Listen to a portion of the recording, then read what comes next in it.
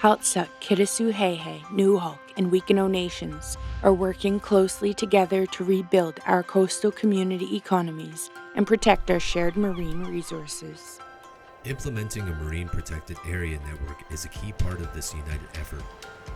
Here's what's been done to support this protection for our coast and what comes next.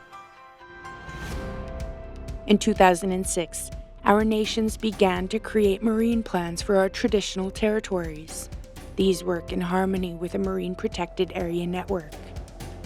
We just spent so much time interviewing all of our key knowledge holders, all of our elders, all of our fishermen, gathering all of that information. We mapped out all of that information and then we merged that with Western science. But to be able to use the local knowledge and traditional knowledge to be able to fill those gaps and help build marine spatial plans was super important.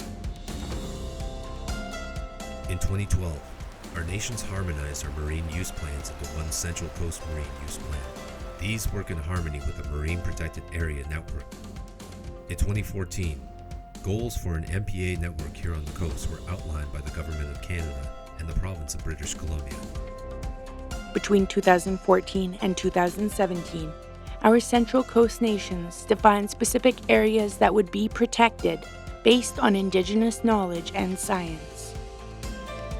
We have the traditional ecological knowledge of the area as well. We know what was there. We've surveyed areas before fishermen even started, and we watched different areas get hit hard with the lack of management.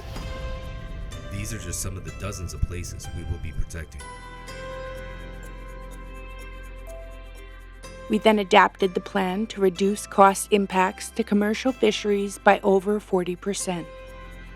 Looking ahead, in the fall of 2022, we'll continue to seek feedback from our communities, stakeholders, and the public. There's just a mix of different things that go into making a successful plan, and really it's the only way to do it, because if you don't incorporate all those different things together, then what you're going to do is find yourself trying to implement the plan and having gaps and having holes, and so the more wholesome you are in the beginning, the better off you are at the end. The final MPA Network Action Plan is expected to be endorsed by 17 nations, the Government of Canada, and the Province of British Columbia in February 2023. This is a major milestone. After multiple feasibility assessments, the MPA network can be implemented, likely in 2025. The benefit for protecting these areas is long term, not for me, but for our grandchildren, you know.